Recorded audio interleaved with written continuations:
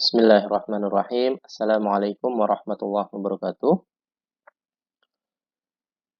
Kembali bertemu dengan saya untuk materi kuliah SNN2 yang masih membahas terkait dengan Social Accounting Matrix. Pertemuan kali ini masih membahas terkait matriks pengganda harga tetap, dan materi ini merupakan materi perbaikan atau materi revisi dari pertemuan sebelumnya. Jadi saya harapkan teman-teman dapat merevisi atau memperbaiki atau mengabaikan materi sebelumnya, baik materi PowerPoint-nya maupun materi yang saya sampaikan di channel YouTube saya. Saya masuk ke materi, jadi matriks pengganda harga tetap. Di dalam analisis SAM, kita bisa mendapatkan matriks MA. Matriks MA ini bersifat elastisitas pendapatan yang tetap atau unitary income elasticity bagi rumah tangga. Artinya, pola pengeluaran rumah tangga terhadap komoditas-komoditas yang dikonsumsi tidak akan berubah, meskipun rumah tangga tersebut memiliki perubahan pendapatan. Kondisi ini menjadi kurang relevan. Ilustrasinya sebagai berikut. Sebuah rumah tangga dengan pendapatan 100.000 per bulan memiliki kombinasi pengeluaran roti 80% dan susu 20%.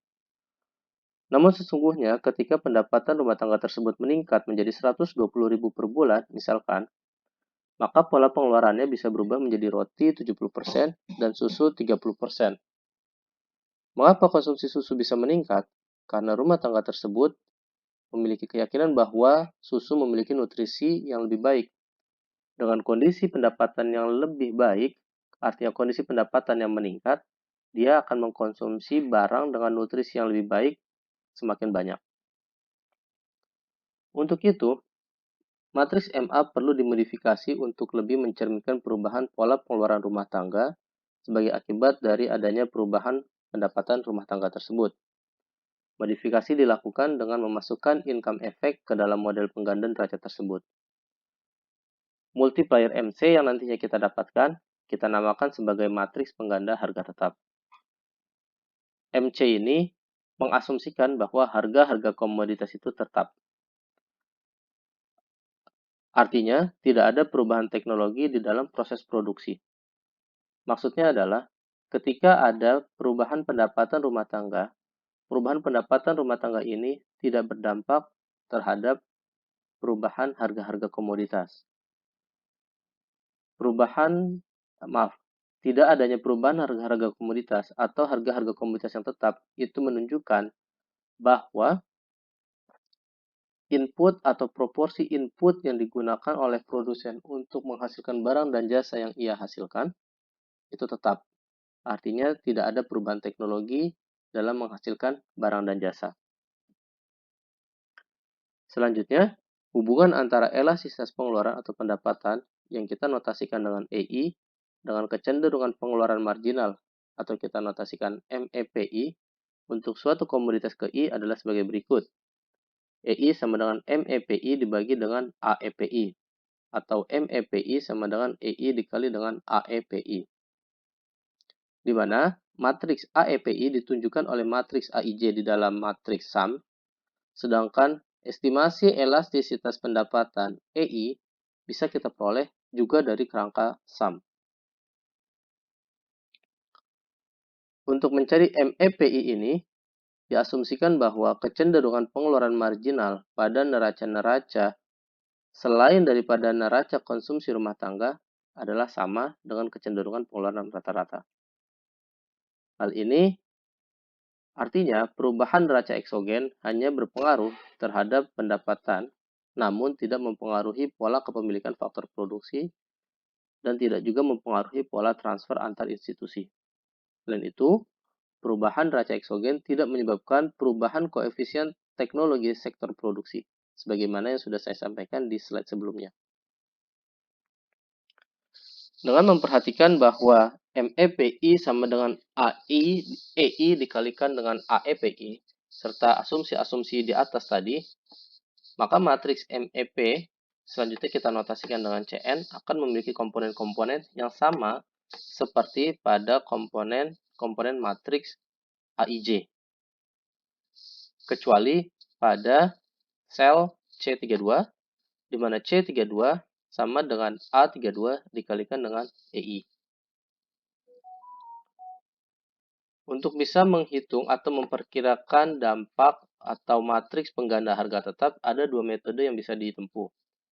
Dari metode pertama, kita bisa mendapatkan bahwa nilai MC atau nilai DY per DX sebesar I minus CN inverse.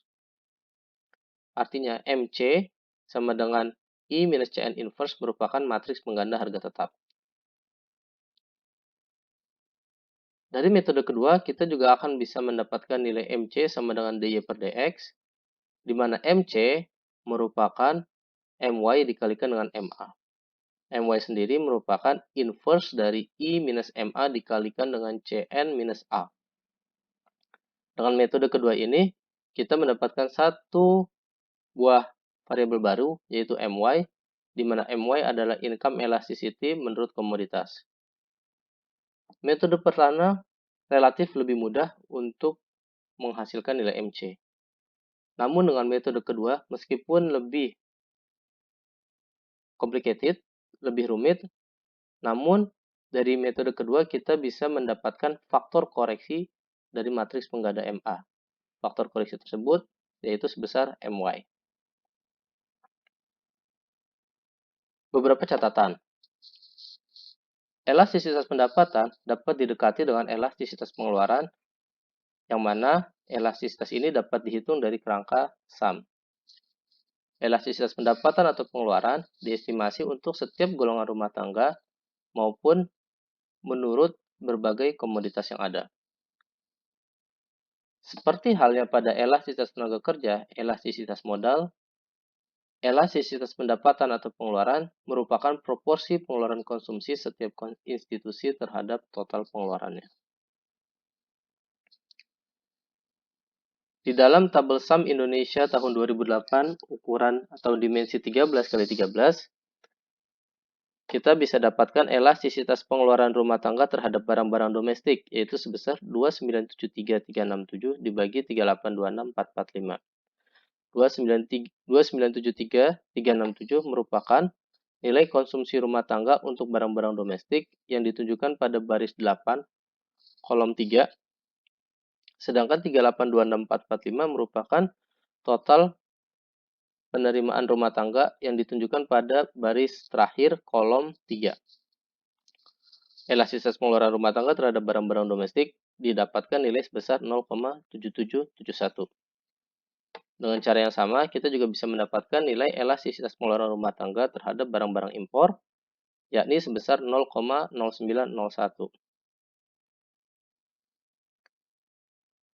Pada tabel SUM Indonesia tahun 2008 ukuran di 13x13, sebelumnya kita sudah pernah mendapatkan matriks A. Lalu dari slide sebelumnya kita juga sudah bisa mendapatkan nilai elastisitas pendapatan pengeluaran rumah tangga, yakni sebesar 0,771 dan 0,0901. Dari dua informasi ini, yakni matriks A dan elastisitas, kita bisa menghitung besaran matriks CN, di mana nilai pada atau isian pada matriks CN sama dengan matriks A, kecuali isian pada baris 8 dan baris 9 kolom 3 yang menunjukkan nilai konsumsi rumah tangga untuk komoditas-komoditas domestik dan komoditas-komoditas impor. Nilai pada baris 8 dan baris 9 kolom 3 merupakan hasil perkalian dari EI atau elastisitas yang sudah dihitung sebelumnya dikalikan dengan matriks isian sel pada matriks A tersebut. Setelah kita mendapatkan matriks CN ini, maka kita bisa mendapatkan nilai matriks MC, yaitu sebesar I minus CN inverse, yang artinya ini adalah matriks pengganda harga tetap dari tabel SUM Indonesia tahun 2008 ukuran 13x13. Saya coba bandingkan antara matriks MC yang kita dapatkan ini dengan matriks MA yang sudah pernah kita dapatkan dari penghitungan kita sebelumnya. Didapatkan hasilnya bahwa ternyata matriks MC lebih kecil daripada matriks MA. Saat saya kurangkan nilai MC dengan MA, didapatkan nilai isian selnya negatif. Artinya nilai MC lebih kecil dibandingkan dengan nilai MA. Nilai yang lebih kecil ini menunjukkan bahwa dampak perubahan neraca endogen akibat adanya perubahan pada neraca eksogen menjadi lebih kecil jika memperhatikan elastisitas pendapatan. Artinya, elastisitas pendapatan rumah tangga berpengaruh terhadap perubahan daripada neraca endogen rumah tangga tersebut. Demikian yang bisa saya sampaikan. Semoga bisa memberikan pemahaman yang lebih baik kepada teman-teman sekalian. Sampai jumpa di pertemuan dan perkuliahan SNN2 selanjutnya. Terima kasih. Wassalamualaikum warahmatullahi wabarakatuh.